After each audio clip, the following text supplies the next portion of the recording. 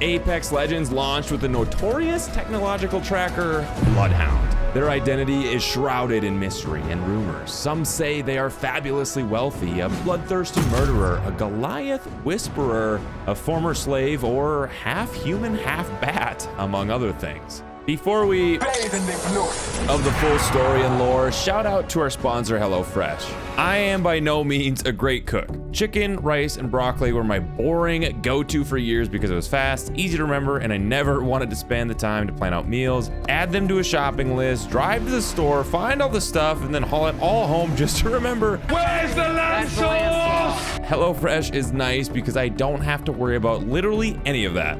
I can stick to a fit and wholesome meal with flavorful food that gets shipped directly to me with step-by-step recipes to follow. Doing YouTube on top of a full-time job while still trying to have a solid social and family life means the less stress, the better, and HelloFresh helps with that. I feel healthier from the quality of the food, and for me, it's also cheaper than going out to eat, so it's a fat W all around. Use my link or go to HelloFresh and use the code POG, DHGG, 16 for 16 free meals across 7 boxes plus 3 surprise gifts. Once you click, my description will live update to count out the purchases. So give it a try, choose your preferences, the number of meals you'd want per week, and customize things to your heart's content. All right, back to the video. With no known name or age, but infamous throughout the Outlands and Frontier as one of the greatest game hunters ever seen, Bloodhound was born on the planet Talos to Johan and Brigida, 2 IMC engineers that worked at a facility called New Dawn, where massive heat-reducing towers supercooled lava flows to extract crystallized branthium from the hardened magma. In their haste to rapidly obtain the energy-rich resource, the IMC ran New Dawn from daybreak to dusk until its breaking point.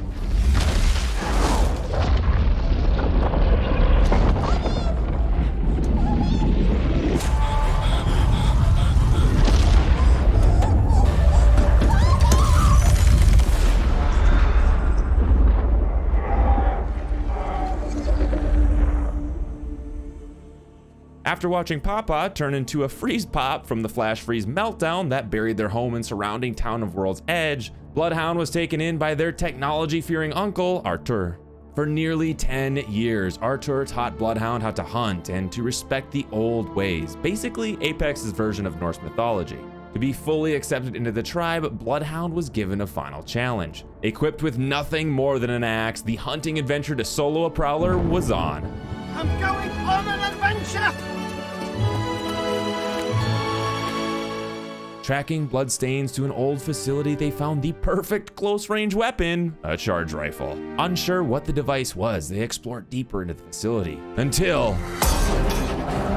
in a rush, they whipped their axe back like a wet paper towel, dove beneath a falling beam, spun while holding the trigger, and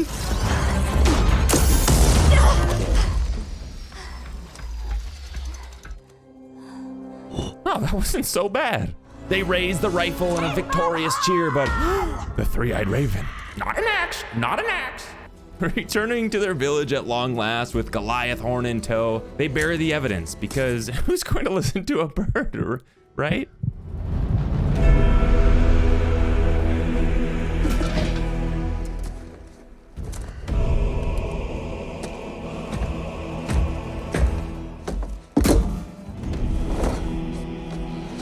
My test is Villa. I give my offering to the All-Father. The Rikar Jotun that plagued our people. I found its lair.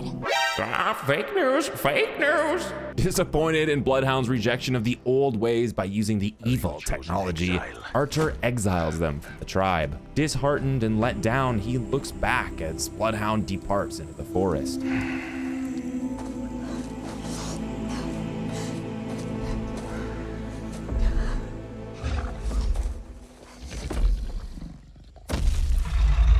Son of a bitch! The girthy Goliath is back. Bloodhound dashes for the evil beam cannon, but the devs nerfed it and buffed Artur. Come here, boy. The NPCs scatter as Artur gets cracked against a tree while Bloodhound watches in horror. But here comes the third party. Reset, reset, reset. In desperation, Bloodhound hobbles over to the destroyed charge rifle, grabs the unstable energy core, and whips it towards the Goliath.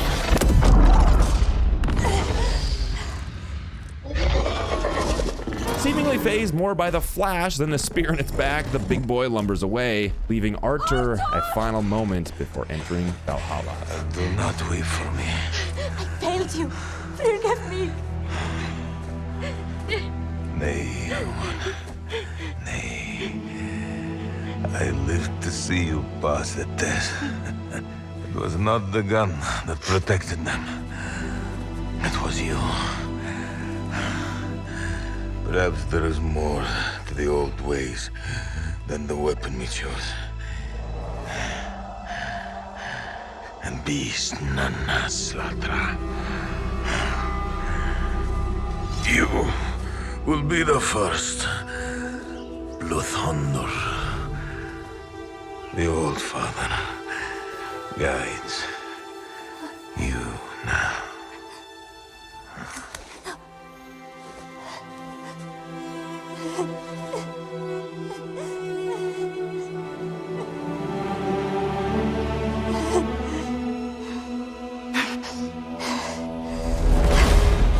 With axe in hand and the guidance of the Allfather, Bloodhunter tracks the beast back to the facility for revenge. With a flick of the wrist, the axe plunges into the coolant line, flash freezing the Goliath in a coat of ice while Bloodhound struggles to crawl, and cosplay is caustic. The Goliath goes sub-zero and then they have their moment.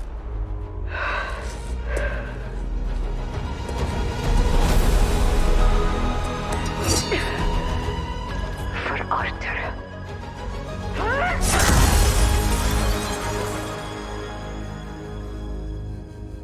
Then Artur and the other villagers that perished were given a Viking funeral, as Bloodhound was joined by the Raven, later named Artur in his memory. For the next 3 years, Bloodhound assumed leadership of the tribe, encouraging the acceptance of technology from torches and light bulbs to generators producing electricity. Visitors were few, a troop of wandering ecologists, a satellite engineer low on fuel, an excitable journalist, but in the year 2713, a soft-spoken man known for their proficiency in tracking fantastic beasts and where to find them arrived. He requested passage to hunt in the tribe's forest, but unsure of his intentions, Bloodhound offered to aid him in his hunt. Reluctantly, Boone agreed. The hunt began in late fall, starting with tracking minor creatures to gauge each other's skills and loyalty. The two learned to cooperate, how to use each other's tools, make weapons, and with time grew quite close. At one point, Boone even leapt into a pond only for the pleasure of drawing Bloodhound in with him, and the two were basically lovers. Boone eventually confesses intentions of tracking a rare beast resembling a large cat with skin covered in a slippery film that could render it invisible to the naked eye. It moved with incredible speed, but left almost no trace or tracks. Huddled with Boone next to a fire during a cold night, an idea sparked. Bloodhound thought if they could modify Boone's tracking device to look for thermal signatures, they may be able to track the creature by the heat in its wake. So they bartered 100 hides for the parts they'd need to make the modifications with a traveling trader. As the upgrades were Bloodhound's idea, Boone wanted them to use the device as they both scoured the beast's hunting grounds. And in the heart of winter, a flicker of heat was all that was needed to lead them to its burrow. They actually found the beast, deep in hibernation, which saddened Bloodhound as killing a sleeping animal was against the old ways. But Boone was pleased, advocating to take the creature alive and sell it to an arena owner on the planet Solus that would pay generously. Bloodhound was disturbed. How could Boone exploit a creature that stood no chance of defending itself? The two argued loudly, with Bloodhound forbidding Boone from capturing the dormant beast while on their lands. Perhaps cooler heads would prevail in the morning, so they called it a night. In the morning, neither Boone nor the beast were anywhere to be found, but a trader had witnessed his ship launch into orbit. So, with the trader's help and ship, Bloodhound plotted a course for Solus and left their homeworld for the first time. As they approached the planet, the two discussed the arena that Boone had mentioned. The trader knew of a place that bore great fame, so decided to touch down on the island at which Thunderdome resided. There was no sign of Boone upon arrival, but by sunset, a giant metal crate descended into the arena with Boone on top and the awoken beast within. Enraged, Bloodhound called out to him as the cage hit the ground. Distracted by the familiar voice, Boone hadn't detected that the cage had opened, and in a flash, the beast scaled the cage, grabbed a hold of Boone, and ripped him from shoulder to hip. His wide eyes turned blank as he tumbled to the earth. Frozen in a state of shock, Bloodhound snapped out of it as cries from the audience flooded the arena. The beast had leapt into the stands. Completely invisible, it began tearing through the crowd. Bloodhound hastily pulled out the tracking device, looked through the lenses, and detected the beast as it scrambled about. They leapt onto its back, driving their blade through its shoulders, causing it to collapse. Other fighters with blades and firearms joined, slaughtering the creature as it cried sharply in agonizing pain. Because Boone's death lacked an honor, Bloodhound vowed to gain honor on his behalf by competing in the Apex games and using victories as offerings to the Allfather to hopefully let Boone enter the Hall of the Fallen, Valhalla.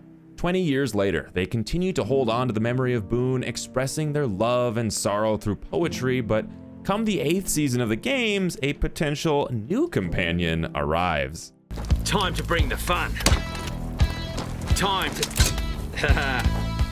After Fuse's old friend Maggie unleashed mayhem upon the Apex games and went into hiding, her one demand was for the Legends to bring me this traitor's other arm or say bye-bye to your precious games.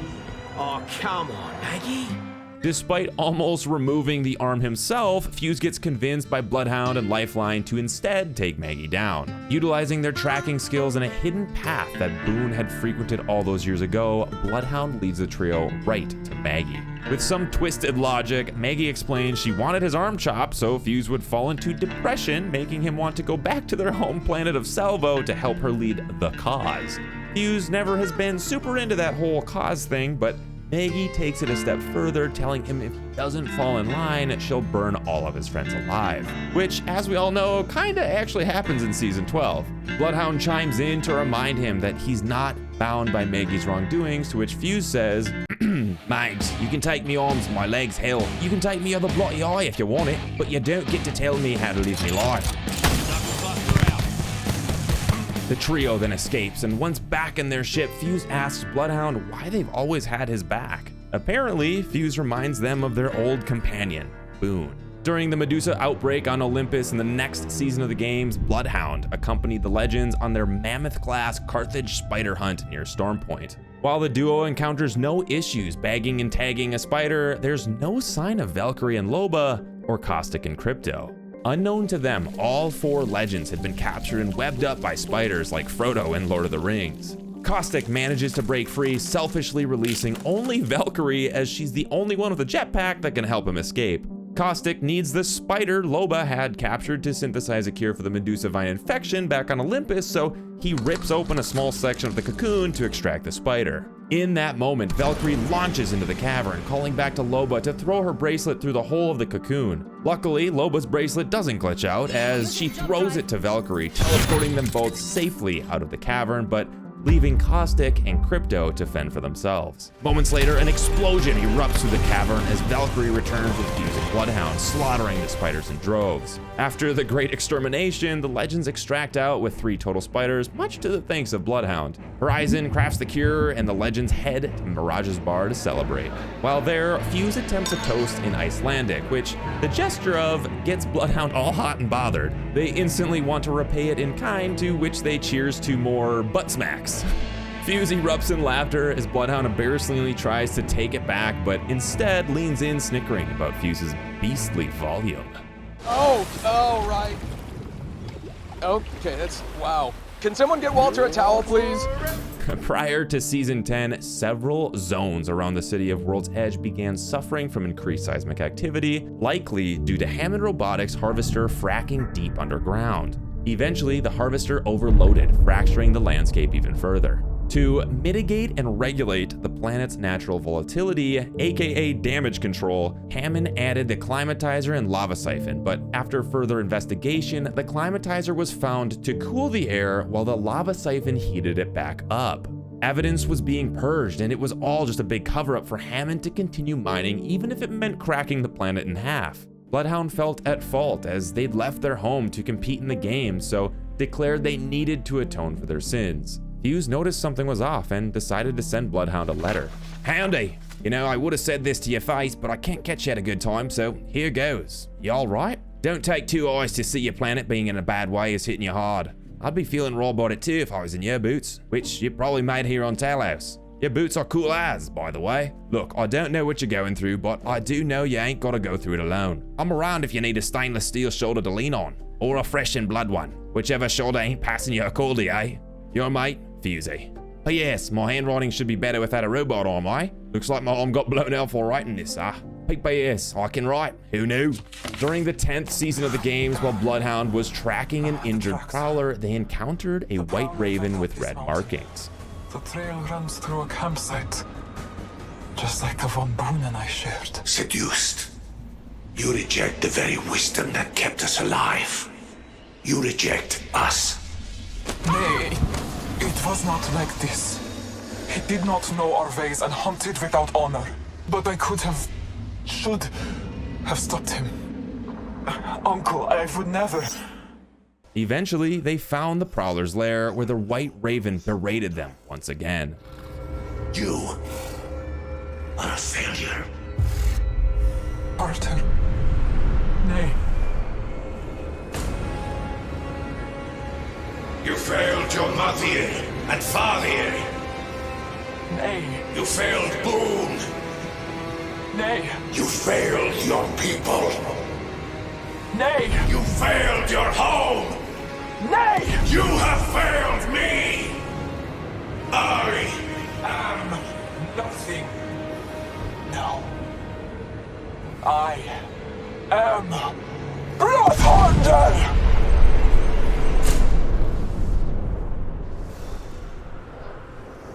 All Father guides all. My parents, Boone. To take our responsibility for all is to take the power of the gods. I am no god, and I am not nothing. I am Bloodhound.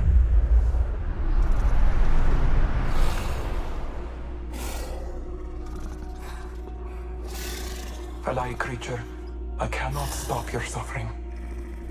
Forgive me, but it is part of life. You are at your end, so let it go, vine creature. Go to Valhalla knowing you are not alone, and you are not lost. I am with you, and you with me. And with that, the story of Bloodhound continues. They continue fighting in the Apex games to honor their parents, Boone, Artur, their people, and home. Subscribe for more, watch another video, and I'll see you next time. Bye, guys.